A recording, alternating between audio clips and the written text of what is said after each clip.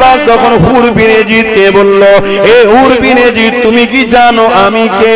যে মুখে জিনার কলেমা পড়ো উনি আমার নানা জান হয়, যে খাতুনে জান্নাত হবে তিনি আমার আম্মা জান হয়, শেরে খোদা আলী আমার আব্বা জান হয়, হযরত আমন করে হাসান আমার বড় ভাই হয়। তুমি কার রাস্তা আটকাচ্ছ?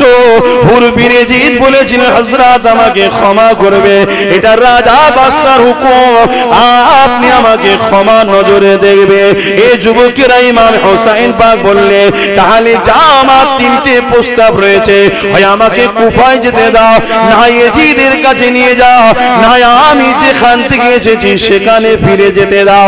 ওই সময় হুর বিন ইয়াজিদ দেখলো আমার কথাটা ভালো বলেছে, এই সুযোগটা নিয়ে যাবে, কেননা হুর বিন ইয়াজিদের দিলে একটু হলো আহলে বায়াতের উপরে মহব্বত ছিল, তাই তিনি চাইছিল না কোনোভাবেই না সঙ্গে লড়াই হয়ে যায়। এইটুকু মানবতার জন্য এই খবরটা যেই পেয়েছে, সঙ্গে সঙ্গে খবরটাকে নিয়ে যে যখন দিয়েছে, ওই সময় সঙ্গে সঙ্গে হুর বিন ইয়াজিদের উপরে আর ভরসা না করতে পেরে মারওয়ানের নেতৃত্বে ৬,০০০ আরো সৈন্য পাঠিয়ে দিল। এইভাবে একটা দুটো নয়, ২২,০০০ সৈন্য পাঠানো হয়েছে এক ইমামে হোসেনকে রুকার জন্য। আমি জানতে চাইছি, ইমামে হোসেন তো লড়াই করার জন্য যুদ্ধের সামানও নিয়ে যায়নি, ইমামে হোসেন তো দাওয়াত অ্যাকসেপ্ট করে দিয়ে কুফার জমিনে দাওয়াতে যাচ্ছে। যদি কেউ লড়াই করতে যাবে তো দুধের বাচ্চাকে কেন সাথে নিয়ে যাবে, স্ত্রী বউ বাচ্চাদের কেন সাথে নিয়ে যাবে? তিনি তো যুদ্ধের মতো তৈরি হয়ে যাবে। কিন্তু একটা ইমামে হোসেনকে শহীদ করার জন্য ২২,০০০ কেন সৈন্য পাঠানো হয়েছিল? এ যুবক শুনে রেখে দাও, সেদিনের ইয়াজিদও জানতো হোসেন একটা হতে পারে, কিন্তু শেরে খোদার বেটার নাম হোসেন। আরো জোরে বলুন সুবহান। একদিন নবী আমার মদিনার নবাবী শরীফের বারান্দার মসজিদের বাইরের অংশ আর ভেতরের অংশ আর বাইরের অংশ বারান্দাতে বসে আছে। দুজন এসে গেছে, ইমাম হাসান হোসেন, নানা বড় সব বড় বড় ঘোড়া চাপে আমাদেরকে দুটো ছোট ছোট ঘোড়া দেন। আল্লাহ নবী বললেন, বাবারা চোখটা একবার বন্ধ করো, তোমাদের জন্য আমি রাসূলুল্লাহ পৃথিবীর শ্রেষ্ঠ ঘোড়া আমি আনিয়ে দেব। কোথা থেকে আনবেন? চোখটা বন্ধ করো বাবা। ইমামে হাসান হোসেন চোখটা বন্ধ করেছেন। আমার রাসূলুল্লাহ হামাগুড়ি দিয়ে নিজেকে ঘোড়ার নাই বানিয়ে নিলেন। ভুল বুঝবেন না, হাত দুটোকে জমিনে দিয়ে, হাঁটুটা জমিনে দিয়ে হামাগুড়ি দিয়ে দিলেন। আসো, তোমাদের চোখ হলো ঘোড়া তৈরি হয়ে গেছে, পিঠের ওপরে উঠে বড় ভেবে দেখেন কোন জানেন সুলতান আল্লাহ দোস্ত, যে বাচ্চা দুটোর জন্য নিজেকে ঘোড়ার নাই বানিয়ে পিঠে দিবে, মদিনার বারান্দাতে এক প্রান্ত থেকে অপর প্রান্তে নিয়ে যেতে লেগেছে। ওই বাচ্চা দুটোর নাই বাচ্চা পৃথিবীর জমিনে আর কোনোদিন আসবে না। তাকেও একদল মুনাফিকেরা রাজ ক্ষমতার জন্য কতল করতে পিছনে। এই দুনিয়া বড় স্বার্থপর, এই দুনিয়া বড় ধোঁকার জায়গা। এই লোভ লালসা যে বাঁচাতে পেরেছে সেই তো আল্লাহর জান্নাতে যাবে।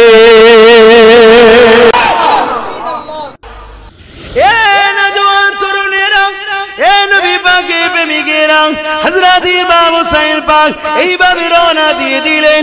অনেক বড় কথা, রাস্তাতে অনেকবার অনেক দিক দিয়ে চিঠি এসেছে, ও হযরত ইমাম পাক আপনি যাবেন না, যাবেন না।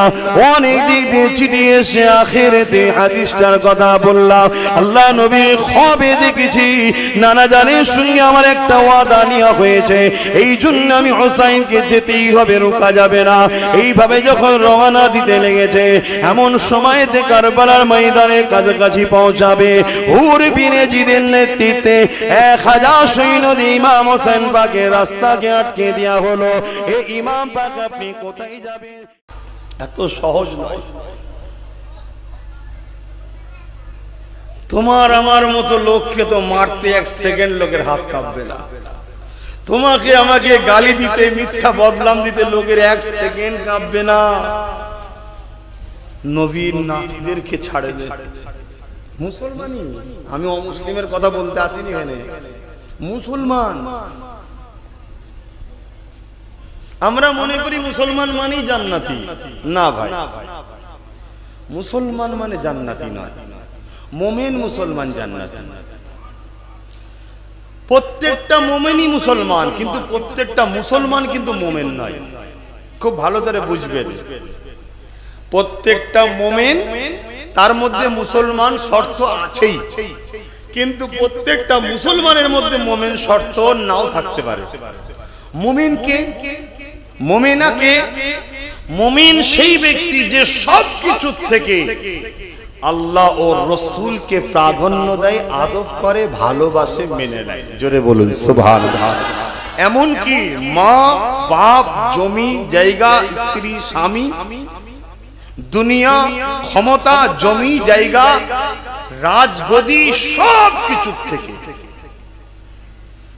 যদি আপনি ধরুন ভারতের কোনদিন প্রাইম মিনিস্টার হলেন, আর আপনার কাছে একটা মাসলা এসে গেল, যে মাসলাতে আপনাকে রসুলের পক্ষ নিলে প্রাইম মিনিস্টারের গদি ছাড়তে হবে, আপনি যদি মুমিন হন, ওই রকম গদিতে হাজার বার লাথি মারেন, আপনি রাসূলুল্লাহর পক্ষেই দাঁড়াবেন। এই হলো জান্নাতি। জোরে বলুন সুবহানাল্লাহ। বখলের একজন রাজা ছিলেন, সুলতান ইব্রাহিম আদহাম। সুলতান ইব্রাহিম আদহাম, তিনি বিরাট বড় রাজা ছিলেন। তিনি রসুলের প্রেমে রাজ সিংহাসন ছেড়ে দিয়ে জঙ্গলে গিয়ে মোটা থলে কাপড় নিজে হাতে সেলাই করে পরতেন। এবং এক তারিখের ঘটনা, এক যুবক তিনাকে দেখে অবাক হয়ে যে বলছে, আরে আমাদের বাদশাকে ওখানে খুঁজে বেড়াচ্ছি, আর বাদশা এখানে জঙ্গলে নদীর ধারে বসে আছে। আল্লাহর ওলি, ইত্তাকু ফিরাসাতাল মুমিনি ফাইন্নাহু ইয়ানজুরু বিনুরিল্লাহ, নূরের পর্দার ভেতর থেকে আল্লাহ দেখিয়ে থাকে, জানিয়ে থাকে। ওলি বলতে লাগলেন, যুবক তুমি আমাকে পাগল মনে করছো, আমি পাগল হইনি।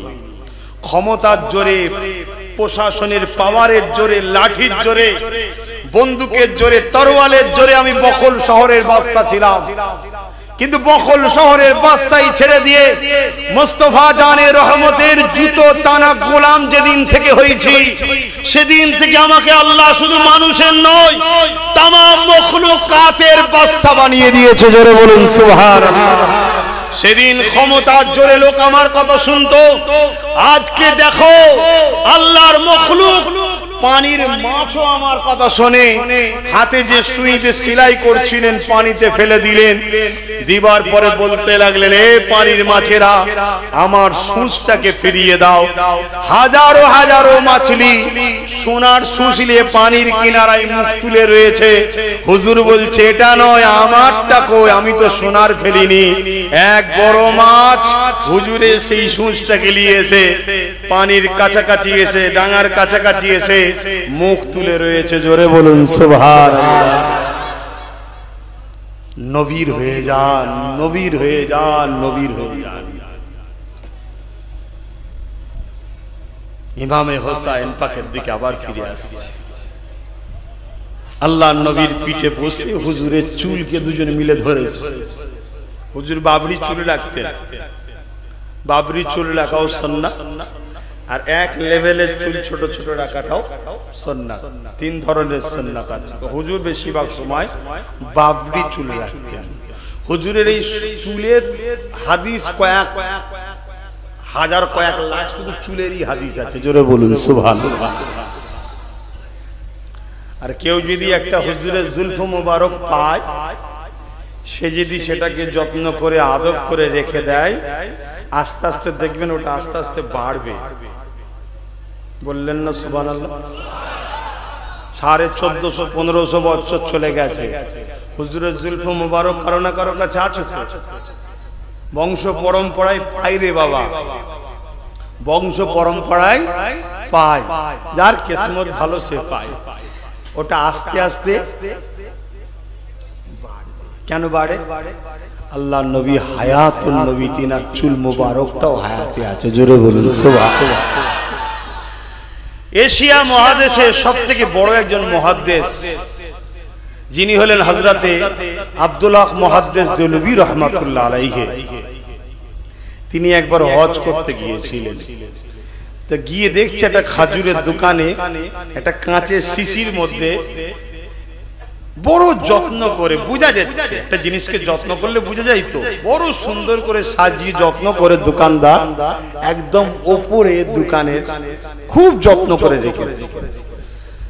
তো শাইখুল হাদিস ইমাম জিজ্ঞেস করছেন যে ওটা কি? দোকানদার চোখ ভরা পানি নিয়ে বলছে ওটা আমার রাসূলের দাড়ি মুবারক। তো হুজুর দোকানদারের এই প্রেম দেখে হুজুরের মনের মধ্যে আসা যাচ্ছিল যে আমার নবী তো কখনো ভারতে দুনিয়াবি জিন্দেগিতে সশরীরে তো যায়নি, রুহানি জিন্দেগিতে তো আপনার ফুরফুরা শরীফে এসেছে। জোরে বলুন সুবহানাল্লাহ। আরে ফুরফুরা শরীফের মানুষ আমরা অনেক ধন্য। টিনের আট চালাতে যেটা আছে ওখানেও এসেছে, 6 গম্বুজের ওখানে এসেছে, ছোট হুজুর পীর কেবলার দরবারে এসেছে, চার শহীদান হুজুরের দরবারে যেখানে জলসায় ওখানেও এসেছে। বলুন সুবহানাল্লাহ।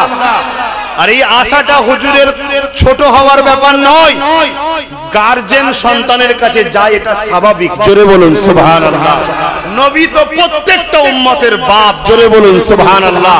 আল্লাহ নবী বলেছেন আমার প্রত্যেকটা ঈমানদার হলো আমি মুহাম্মদ আমার ছেলে। জোরে বলুন সুবহানাল্লাহ। একটা রক্তের সন্তান হয়, একটা অন্তরের বাচ্চা হয়, প্রত্যেকটা ঈমানদার হলো রাসূলের অন্তরের বাচ্চা। কথা বুঝে আসছে? কিন্তু দুঃখের বিষয় আমরা বাচ্চারা রাসূলের যারা শানকে ছোট করে তাদের ঘরে লিয়ে হুড়োহুড়ি করে ফেলি অনেক সময়। এটাই আমার রাসূল দুঃখ পায়। তো যাক, এগুলো সজাগ হতে হবে আমাদের। তো ভাইরা আমার, নামাজ, রোজা, হজ, যাকাত, দান, খায়রাত এগুলো হচ্ছে আমল। এগুলো কি? আমল, কর্ম, কাজ। আর নবীর প্রেম আদবটা হলো ঈমান। ঈমান আগে না আমল আগে? বলুন বলুন। ঈমান।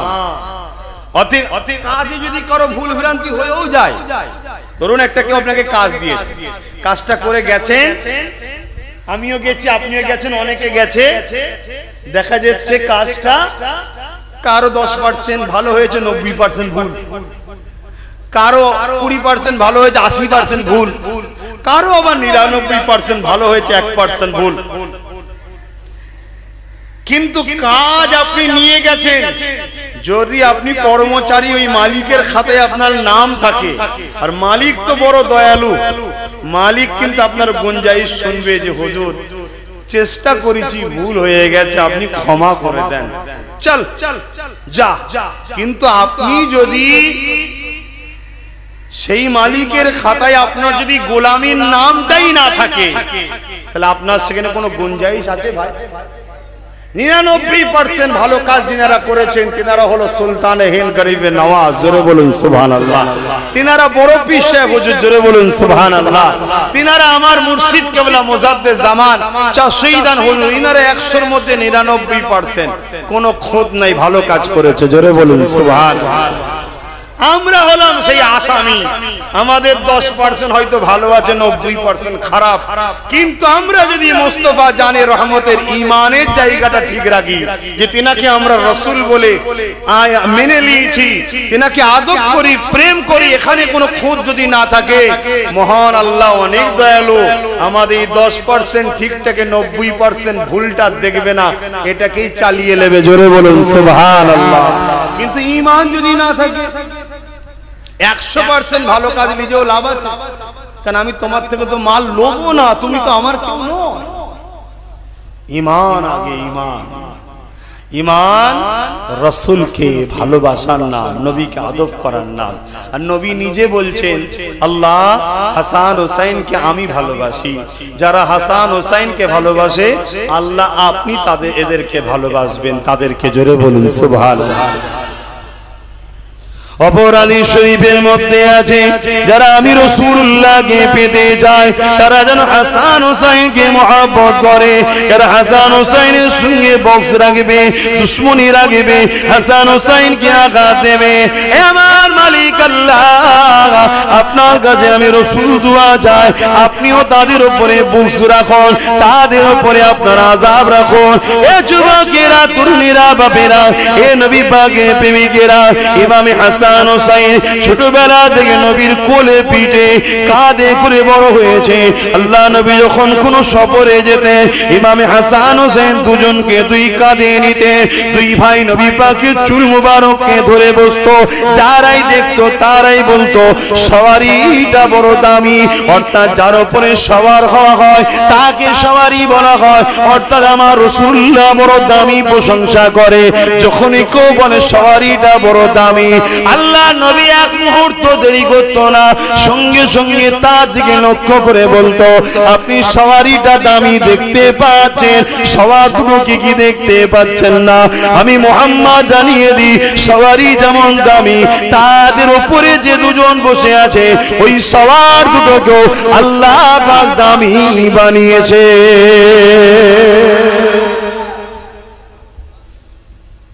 শুনছেন তো না? মনের মধ্যে হচ্ছে এটা না নামাজ, না রোজা, না হজ।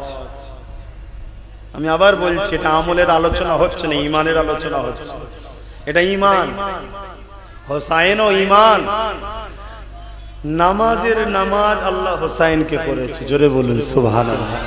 দেখুন নামাজের মধ্যে আত্তাহিয়াতু লিল্লাহি ওয়াস সালাওয়াতু ওয়াত তাইয়্যিবাতু আসসালামু আলাইকা আইয়ুহান নবী ওয়া রাহমাতুল্লাহি ওয়া বারাকাতুহু, আসসালামু আলাইনা ওয়া আলা ইবাদিল্লাহিস সালিহিন। তো সালিহিনের খাতায় হোসাইন আছে না? না। আরেক জায়গায় চলে যান, আল্লাহুম্মা সাল্লি আলা মুহাম্মাদিন ওয়া আলা, বলো। তো হোসাইন কি আলে মুহাম্মদ? এইগুলো যদি আপনি ছেড়ে দেন নামাজ হবে? তাহলে আল্লাহ হোসাইনকে নামাজের নামাজ করেছে।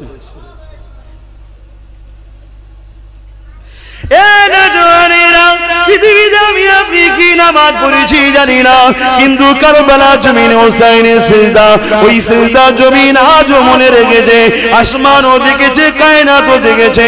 এ যুবকেরা, আমার তো মনে হয় আল্লাহ পাককে যখন ফেরেশতারা বলেছিল ও রব্বি আল্লাহ মানুষ কেন তৈরি করবে, ওরা তো ফিতনা ফাসাদ করবে, আমার আল্লাহ বলেছিল নয়তো এ আমার ফেরেশতারা যা তোরা তো ইবাদত করিস বলি হোসাইনের নাই একটা সিজদা তোরা নিয়ে এসে দেখা।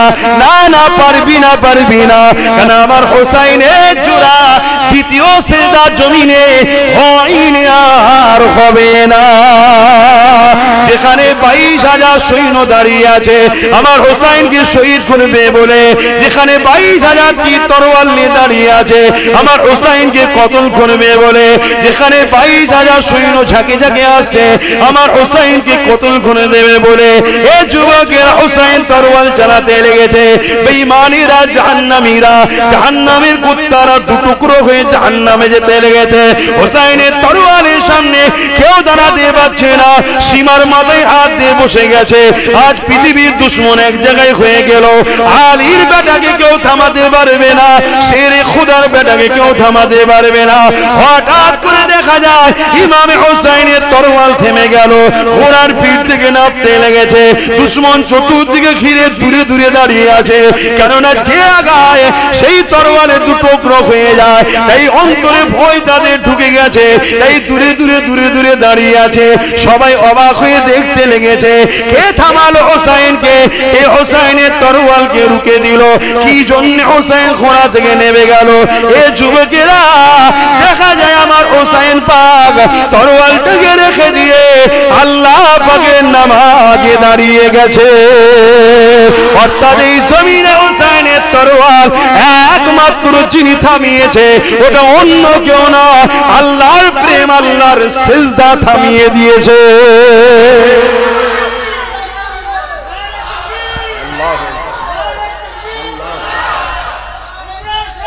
জিন্দাবাদ। ভাইরা আমার, বোঝেন আপনারা ফুরফুরার মানুষও অনেক ধন্য মানুষ, আপনাদের এখানেও শহীদ শুয়ে আছে, জবানার মুজাদ্দিদ আছে, কিন্তু দুঃখের বিষয় ইসলাম থেকে অনেক দূরে সরে যাচ্ছে আমার পাড়া প্রতিবেশী ছেলেরা। করো দুনিয়াদারি করো, ব্যবসা বাণিজ্য করো, দুনিয়াদারিতে চলতে গিয়ে সংসার জীবন সব করো, কিন্তু ধর্মীয় কালচারটাকেও তো জিন্দা রাখতে হবে, ধর্মীয় স্টাইলটাকেও জীবন্ত করতে হবে। এগুলোকে ঠিক রাখো, অনেক কষ্ট করেছে। তাহলে বলো ওই সেজদা জমিনে দিতে পেরেছে? হ্যাঁ, অথচ আল্লাহ নবী নিজে জানিয়ে দিয়েছিলেন, হে আমার সাহাবারা, আমি রাসূলুল্লাহ জানিয়ে দিলাম আমার এই দুই নাতিকে আল্লাহ জান্নাতের যুবকদের সর্দার বানিয়েছে। আমি রাসূলুল্লাহ বলে দিয়ে যায়, জান্নাতে যত যুবক যাবে সমস্ত যুবকদের সর্দার হবে আমার হাসান আর আমার হোসাইন। আমি জানতে চাই আপনাদের কাছে, জান্নাতে তো কোনো বুড়ো যাবে না, কারণ নবী পাকের এক কওলে আছে, সে বয়স নিয়ে কবরে যেতে পারে, কিন্তু যখন সে জান্নাতি হবে আল্লাহ তাকে যুবকের ন্যায় বানিয়ে দেবে। এই জান্নাতে তো কোনো বয়স্ক অবস্থায় ঢুকবে না, যে বয়স্ক মানুষটা জান্নাতে যাবে উনি তো যুবক, আল্লাহ অটোমেটিক বানিয়ে দেবে, যুবক অবস্থাতে যাবে। তাহলে নবী জানিয়ে দিলেন সমস্ত যুবকদের সর্দার হবে। এখানে আমার বলতে দেরি না, আমার আবু বকর সিদ্দিক থেকে শুরু করে, আমার গরিবে নওয়াজ থেকে শুরু করে, আমার গওস পাক থেকে শুরু করে সমস্ত যুবকদের যখন সর্দার হবে, ইমামে হাসান হুসাইনকে আল্লাহ পাক সবার সর্দার বানিয়েছে। আরো জোরে বলুন সুবহান। নারে দিবে জিকরে হুসাইন, জিকরে হুসাইন, জিকরে হাসান, জিকরে আলী, জিকরে আহলে বায়াত, জিকরে কারবালা। নারে দিবে দুরূদ শরীফ আল্লাহুম্মা সাল্লি আলা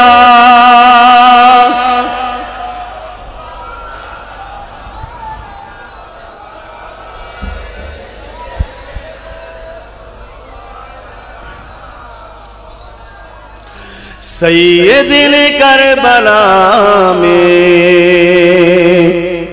वादे निभा दिए हैं, सैयदे करबला में वादे निभा दिए हैं। क्या वादा था? सैयद ने करबला में वादे निभा दिए हैं। क्या वादा था? हर साहबा ने रुके थे, आप कुफा में मत जाइए, फिर भी हुसैन कुफा गए। क्या राज है इसके पीछे? एक साहबी हुसैन को पूछे थे, आप बताइए क्या राज है? सब ने आपको माना कर रहे, आप कुफा में मत जाइए, फिर भी आप जा रहे, क्या राज है? तब हुसैन ने फरमाया, नाना के साथ ख्वाब में मुलाकात हुए थे। जोरे बोलो सुभान अल्लाह। कुछ बातचीत हुई है, जो एक वादा लिए हैं नाना के साथ, नाना टिकट वादा लिয়েছি আমি। তখন সাহাবী জানতে চেয়েছে সেই ওয়াদাটা কি জানতে পারি? ইমাম পাক বললেন, যতদিন আমি দুনিয়ায় আছি জানানো যাবে না। এটা নানা নাতির গোপন আলোচনা। তাই হুজুর গেছিলেন, আর না হয় সবাই বারণ করেছিলেন। হুজুর সবার কথাকে গুরুত্ব দিত, বড় বড় মুরব্বী সাহাবারাও বারণ করেছিলেন, কিন্তু নানার সাথে যে কি ওয়াদা হয়েছে সেটা হুজুরই জানে আর নানাই জানে। সৈয়দে কারবালা মে ওয়াদে নিভা দিয়ে हैं, सैयदे करबला में वादे निभा दिए हैं। दीन मुहम्मदी के गुलशन खिले दिए हैं, दीन मुहम्मदी के गुलशन खिला दिए हैं। सैयदे करबला में वादे निभा दिए हैं। बोले हुसैन मौला आपकी रिजा की खातिर बोले हुसैन मौला, आपकी रिजा की खातिर मैंने के करके हीरा लुटा दिए हैं, मैंने के करके हीरा लुटा दिए हैं।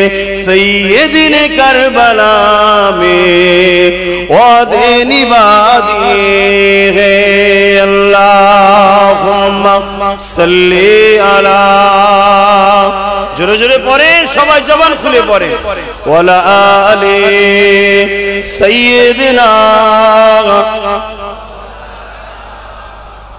मुसलमान घरे ছেলে মেয়েরা তরুণেরা, এ নবী পাকের প্রেমিকেরা, আমার ইমামে পাককে আল্লাহ কত সম্মান দিয়েছিলে।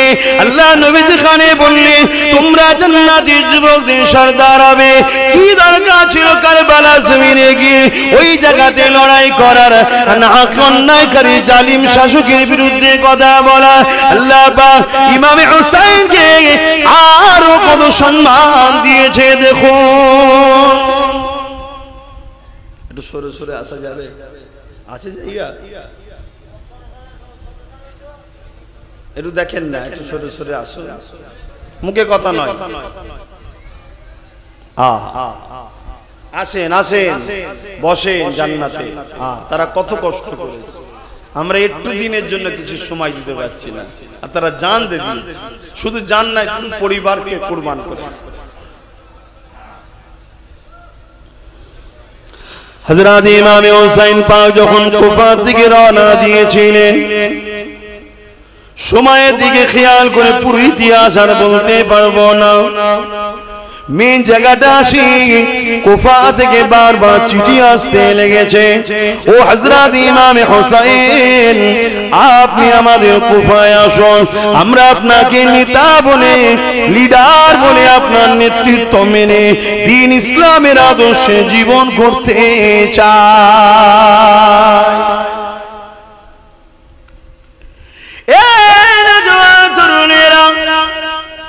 এই চিঠিখানা নিয়ে গে আল্লাহ নবী নওয়াজা হযরত ইমাম হুসাইন পাক সাহাবা হুজুরদের মধ্যে যিনারা হায়াতে ছিলেন দেখাতে লেগেছেন। দেখুন আপনারা যেতে নিষেধ করছেন, সাহাবারা কেন যেতে নিষেধ করেছিলেন? কেননা কুফার মানুষেরা ইতিপূর্বে আল্লাহ নবী জামাতা হযরত শেরে খোদা আলী হুজুরের সঙ্গে ধোঁকা প্রতারণা দিয়েছিল, অথচ কুফাকে কেউ চিনত না। আল্লাহ নবী নওয়াজ জামাতা হযরত আলী রাদিয়াল্লাহু তাআলা যখন পৃথিবীর খলিফা হন, তখন তিনি মদিনা থেকে এমন করে সেই দরবারকে, রাজ দরবারকে কুফার জমিনে নিয়ে গিয়েছিলেন। বিশেষ কারণ ব্যবসার জন্য ছিল, যেটা অবশ্যই উন্নতি ভালোর জন্যই করেছিলেন, কিন্তু কুফার মানুষেরা বড় ধোঁকা দিয়েছিল।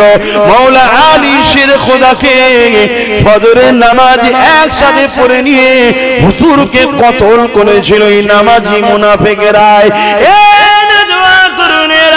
তাই নবী সাহাবারা বলেছিলেন আপনার আব্বাকে কুফা মানুষরা ধোঁকা দিয়েছে, আপনি কুফার জমিনে যাবেন না। চিঠি এসেছে তো কি হয়েছে, আপনাকে ছাড়ব না, কেননা আপনি হলেন রসুলের নমন করে রসুলের চোখের মতি, আপনি ইসলামের জ্যোতি, আপনাকে আমরা হারাতে কোনো দিন পারব না। আবার কিছুদিন পর একটা চিঠি এলো, তাতে অনেক লোকের সই, এবং লিখতে লেগেছে যদি আপনি না আসেন, ধোঁকাবাজদের কাজ দেখুন, যদি আপনি না আসেন কিয়ামতের দিন আল্লাহর কাছে আপনার বিরুদ্ধে নালিশ দেব। আর আল্লাহ ওয়ালাদের ঘরে শুধু আল্লাহর দোহাইটা দিলেই তারা, দিল্লিতে একটা মাজার আছে, দিল্লি যে দেয়ালটা দেখবেন হিলে আছে, ওই দেয়ালটা যদি পিঠ ঠেকিয়ে করেছিলেন, ওনার পীরের নাম ছিল হযরতে কাসেম রাহমাহুল্লাহ।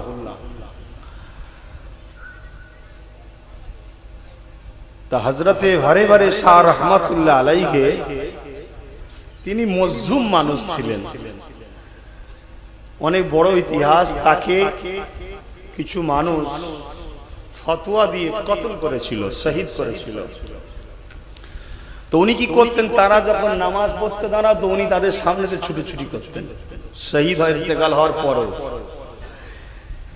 এই অবজেকশনটা ওনার পীরের মাজারে গিয়ে দিয়েছিল, হুজুর আপনার মুরিদ এই করছে। তখন বলেছিলেন তুমি এর পরে বারে যখনই আসবে শুধু বলবেন হুজুর আমাদের ভুল হয়েছে, আল্লাহর রাস্তায় আপনি সরে যান, শুধু আল্লাহর নামটা নেবে। তাই নিয়েছে, পরের বারে সেদিন থেকে আর কোনোদিন হুজুর আসে না। আল্লাহর ওলিরা আল্লাহ নামে একদম মোমের মতো গলে যায়। তাহলে আল্লাহর ওলিরা যদি আল্লাহ নামে গলে যায়, হোসাইন পাককে যদি বলা হয় আল্লাহর কাছে বিচার দেওয়া হবে, তিনি আর কারো কথা শুনবে? হুজুর সবাইকে দেখাচ্ছে দেখো চিঠি এসছে এবং আমি না গেলে ধরবে। হযরত ইমাম হোসেন পাক তাই সঙ্গী সাথী নিয়ে ঘরে নিয়ে রওনা দিলেন। মক্কার বাইরে যখন বেরোতে যাবে অনেক সাহাবা ভাইরা তিনাকে আটকাতে লাগলো। এই আটকানোতে এটা সত্যিকারের লড়াই নয়, ভালোবাসার একটা ঠেলাঠেলি পর্যন্ত হয়ে গেল। তথাপি ইমাম পাক আল্লাহর দ্বীনের জন্য, যাতে করে আমার নানার উম্মতেরা একজন সারাবিকে লিডার বলে না মানে, যাতে করে আমার নানার উম্মতেরা একজন চরিত্রহীনকে লিডার বলে না মানে, যাতে করে আমার নানার উম্মতেরা একজন জুয়াখোর, একজন সমাজ বিরোধী, প্রজাদের উপরে জুলুম করে এরকম জালিম শাসকের নেতৃত্ব না মানে। আর আজকে তো আমরা খুশি মনেই মানি নাকি? আজকে খুশি মনেই সব মানে, ভালো ভালো ঘরের লোকেরা মানছে, আর আপনারা মানুষ কি দোষ করেছেন। তবে বিচার বা ভালো ভালো ঘর নিয়ে হয় না, বিচার আল্লাহর বান্দার সঙ্গে হবে। কে জাহান্নামে যাচ্ছে দেখে লাভ নেই, আপনি পরিবর্তন হন। এ নওজওয়ান তরুণেরা, এ নবী পাকের প্রেমিকেরা, হযরত ইমাম হোসেন পাক এইভাবে রওনা দিয়ে দিলেন। অনেক বড় কথা, রাস্তাতে অনেকবার অনেক দিক দিয়ে চিঠি এসেছে, ও হযরত ইমাম পাক আপনি যাবেন না, যাবেন না। অনেক দিক দিয়ে চিঠি এসে আখিরাতে হাদিসটার কথা বললাম। আল্লাহ নবী খবে দেখেছি নানা জানের সঙ্গে আমার একটা ওয়াদা নেওয়া হয়েছে, এই জন্য আমি হোসেনকে যেতেই হবে, রোকা যাবে না। এইভাবে যখন রওনা দিতে লেগেছে, এমন সময়তে কারবালার ময়দানের কাছাকাছি পৌঁছাবে। উর বিন ইয়াজিদের নেতৃত্বে 1000 সৈন্য দিয়ে ইমাম হোসেন পাকের রাস্তাকে আটকে দেওয়া হলো। এ ইমাম পাক আপনি কোথায় যাবেন? ইমাম পাক বলতে লেগেছে আমাকে কুফার মানুষেরা দাওয়াত দিয়েছে, আমি কুফার জমিনে যাব। উর বিন ইয়াজিদ বলতে লেগেছে যে নির্দেশ আছে আপনাকে যেতে দেওয়া হবে না, আপনাকে ইয়াজিদের বায়াত নিতে হবে, ইয়াজিদকে খলিফা বলে, নেতা বলে, শাহিনশাহ বলে আপনাকে মেনে নিতে হবে। উর বিন ইয়াজিদ এইভাবে ঘিরে ফেললে। এ যুবকেরা, হযরত ইমাম হোসেন পাক তখন উর বিন ইয়াজিদকে বলল, এ উর বিন ইয়াজিদ তুমি কি জানো আমি কে? যে মুখে জিনার কলেমা পড়ো উনি আমার নানা জান হয়, যে খাতুনে জান্নাত হবে তিনি আমার আম্মা জান হয়, শেরে খোদা আলী আমার আব্বা জান হয়, হযরত আমন করে হাসান আমার বড় ভাই হয়। তুমি কার রাস্তা আটকাচ্ছ? উর বিন ইয়াজিদ বলেছিলেন হযরত আমাকে ক্ষমা করবে, এটা রাজা বাদশার হুকুম, আপনি আমাকে ক্ষমা নজরে দেখবে। এই যুবকেরা ইমাম হোসেন পাক বললে তাহলে যা আমার 3টে প্রস্তাব রয়েছে, হয় আমাকে কুফায় যেতে দাও, না ইয়াজিদের কাছে নিয়ে যাও, না আমি যেখান থেকে এসেছি সেখানে ফিরে যেতে দাও। ওই সময় উর বিন ইয়াজিদ দেখলো আমার কথাটা ভালো বলেছে, এই সুযোগটা নিয়ে যাবে, কারণ উর বিন ইয়াজিদের দিলে একটু হলো আহলে বায়াতের উপরে মহব্বত ছিল, এই তিনি চাইছিল না কোনোভাবেই না সঙ্গে লড়াই হয়ে যায়। এইটুকু মানবতার জন্য এই খবরটা যেই পেয়েছে সঙ্গে সঙ্গে খবরটাকে নিয়ে যে যখন দিয়েছে, ওই সময় সঙ্গে সঙ্গে উর বিন ইয়াজিদের উপরে আর ভরসা না করতে পেরে মারওয়ানের নেতৃত্বে 6000 আরো সৈন্য পাঠিয়ে দিল। এইভাবে একটা দুটো নয়, 22,000 সৈন্য পাঠানো হয়েছে। এক ইমামে হোসাইনকে রুকার জন্য। আমি জানতে চাইছি ইমামে হোসাইন তো লড়াই করার জন্য যুদ্ধের সামানও নিয়ে যায়নি, ইমামে হোসাইন তো দাওয়াত অ্যাকসেপ্ট করে দিয়ে কুফার জমিনে দাওয়াতে যাচ্ছে। যদি কেউ লড়াই করতে যাবে তো দুধের বাচ্চাকে কেন সাথে নিয়ে যাবে, স্ত্রী বউ বাচ্চাদের কেন সাথে নিয়ে যাবে, তিনি তো যুদ্ধের মতো তৈরি হয়ে যাবে। কিন্তু একটা ইমামে হোসাইনকে শহীদ করার জন্য 22,000 কেন সৈন্য পাঠানো হয়েছিল। এ যুবক শুনে রেখে দাও, সেদিনের এজিদও জানতো হোসাইন একটা হতে পারে, কিন্তু শেরে খোদার বেটার নাম হোসাইন। আরো জোরে বলুন সুবহান। আজকে এজিদরাও দেখুন সেম জিনিস করছে। আজকে এজিদ আছে না নাই? কথা বলছে না কেন? এজিদ কাকে বলা হয়? শাসকের নামে যে শোষণ করে তাকে এজিদ বলা হয়। এজিদ কাকে বলা হয়? যে শরাব খায় তাকে এজিদ বলা হয়। যে নারী দেহ শোষণ করাকে পছন্দ করে, যে প্রজাদেরকে জুলুম করে, যে ক্ষমতার জোরে নিরীহ গরিবদের ঘরে লোটে, এই রকম শাসককে এজিদ বলা হয়। আজকে এরকম এজিদ আছে না নাই? আওয়াজ দিয়ে বলুন, আছে না নাই? আজকের এজিদ গুলো দেখুন এক হোসাইনিকে রুকার জন্য বাপ রে বাপ কি না চেষ্টা করছে। কেন সেও জানে একটা হতে পারে, কিন্তু খানদানে কুরাইশ আছে, খানদানে আহলে বায়াত আছে, খানদানে রাসূল আছে, অতএব একে রুকা অত সহজ নয়। জোরে বলুন সুবহানাল্লাহ। এ তো যুগ যুগ ধরে চলবে। আল্লাহ, এ তো যুগ যুগ ধরে চলবে। যুগে যুগে এজিদ এসেছে না আসে না? বলুন বলুন বলুন। শুধু হোসাইন হুজুরের পিরিয়ডে হই শেষ হয়ে গেছে না? হোসাইন হুজুরের পিরিয়ডে যে ইতিহাস এজিদ রচনা করেছে, যুগে যুগে ওরকম এজিদ এসেছে। সেদিন এজিদ হোসাইনকে মিটাতে চেয়েছে, খুব নিজে মিটে গেছে। আজকের এজিদরা হোসাইনিদের মিটাতে চাই। চটে না আমাদের। আমরা যারা হোসাইনি, কারা হোসাইনি? হাত তোলো তোলো। মারহাবা, নারে তাকবীর, নারে তাকবীর। বলুন ইয়া হোসেন, ইয়া হোসেন। আমরা যারা হোসাইনি আছি, হোসাইনকে লিডার বলে মানি, আমাদেরকে মিটাবার জন্য আজকে এজিদ আসছে না। কিন্তু যুগে যুগে হোসাইন মেটেনি, কাল ভি হোসাইন থা আজ ভি হ্যায়। এদা এজিদ কাল মিটেছে, আজকের এজিদরাও মিটছে, বাধ্য হবে। জোরে বলি ইনশাআল্লাহ। কিন্তু আমরা যেন হোসাইনি থাকি, এটা মাথায় রাখতে হবে। শুধু হাত তুলে দিয়ে তাকবীর দিলেও তো হয় না। হোসাইনিদের খসলত কি? জালিমদের সাথে দল নয়, অত্যাচারীর সঙ্গে আপোষ নয়। যারা আমার মাদ্রাসাকে মিটাতে চাই তাদেরকে সাপোর্ট নয়। যারা আমার ফুলফুরার টাইটেল মাদ্রাসায় 14টা শিক্ষক দেয়নি তাদের সঙ্গে আপোষ কিসের? যারা আসামে আমার মাদ্রাসাকে ভাঙছে বোলডুজার দিয়ে, তাদের সঙ্গে আবার আপোষ কিসের? খবর দিলেন না? টাইটেল মাদ্রাসায় 14টা শিক্ষক নেই, গল্প বলছি না। যান সীতাপুরে চলে যান, 11টা শিক্ষক নেই। আমি তথ্য নিয়েই বলছি। টোটাল পশ্চিম বাংলাতে মাদ্রাসায় 10,000 শিক্ষার ভ্যাকান্সি খালি আছে। কেন দিস না? প্রাণীরা এজিদের কাজ করছে।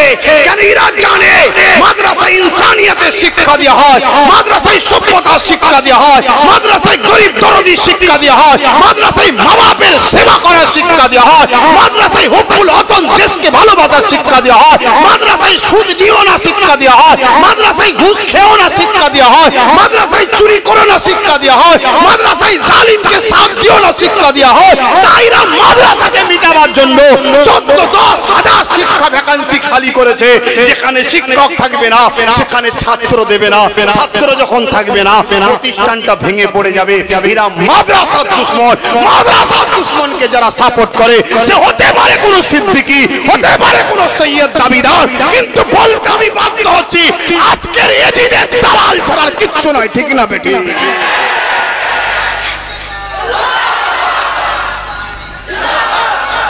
কথা বলতে শিখুন।